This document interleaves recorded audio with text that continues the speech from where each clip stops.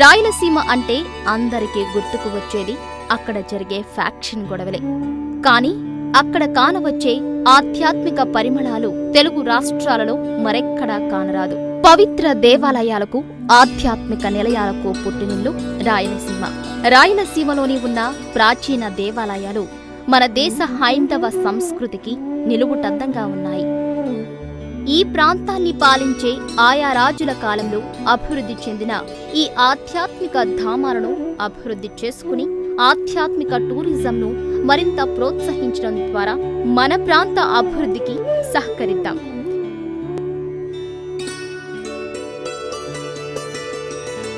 ఈ రోజు మనం లేపాక్షి దేవాలయం గురించి చర్చించుకుందాం.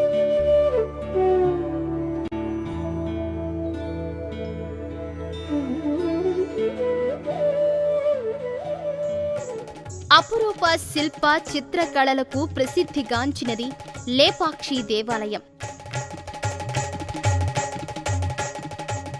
విజయనగర రాజులు కట్టించిన దేవాలయాలలో లేపాక్షి దేవాలయం ఒకటి.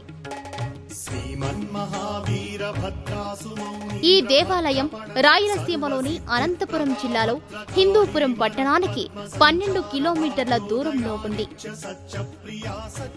ఈ క్షేత్రం పర్యాటక కేంద్రంగా కూడా అభివృద్ధి చెందింది.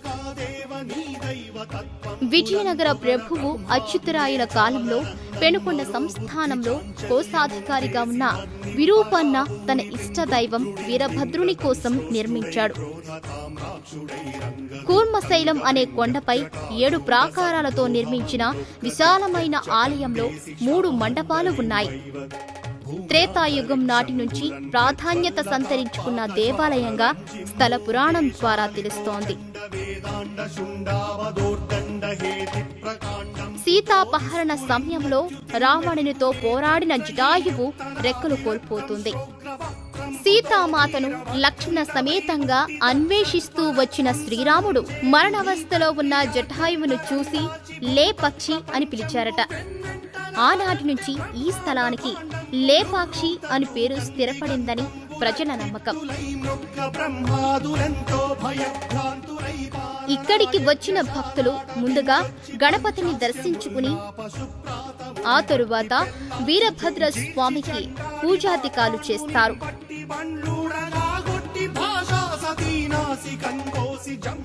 రెండవ ప్రాకారంలో అద్భుత శిల్పాలు దర్శనమిస్తాయి.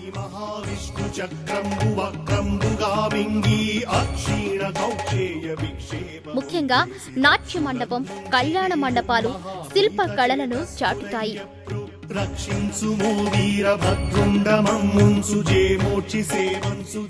నాట్య మండపం ఈశాన్యంలో అంతరిక్ష స్తంభం దర్శనమిస్తోంది. గాల్లో వేలాడుతూ ఉండే స్తంభం భక్తులను విశేషంగా ఆకర్షిస్తోంది. ఇక్కడే ఒక పెద్ద బండ మీద 7 తలల నాగలింగం కనిపిస్తోంది. గర్భగుడి పైకప్పుకి 24 అడుగుల పొడవు, 14 అడుగుల వెడల్పుతో వీరభద్ర స్వామి చిత్రం దర్శనమిస్తోంది. ఈ చిత్రంలో విరూపన్న, అతని భార్య, పిల్లలు స్వామిని కొలుస్తున్నట్లు ఉంటుంది. గర్భాలయంలో కొలువైయున్న వీరభద్ర స్వామి దివ్య మంగళ రూపం దర్శించుకుని అలౌకికమైన ఆనందం పొందుతారు. ఇదే ప్రాంగణంలో ఓ ప్రక్క విద్యా గణపతి దర్శనమిస్తారు. పాపనాశేశ్వరుడు కూడా ఈ మందిరానికి సమీపంలో భక్తులకు దర్శనమిస్తాడు. దీనికి ఎదురుగా రామనాథ స్వామి, మరో ప్రక్క రామలింగం దర్శనమిస్తోంది. విశాలమైన ప్రాంగణంలో ఏకరాతిపై మలచబడిన నంది విగ్రహం భారతదేశంలో ఎక్కడా లేదని చెబుతారు. దీని పొడవు 15 అడుగుల ఎత్తు, 27 అడుగుల వెడల్పుతో మనోహరంగా దర్శనమిస్తోంది. ఇన్ని విశిష్టతలు ఉన్న ఈ క్షేత్రం ఎంతైనా దర్శనీయమే.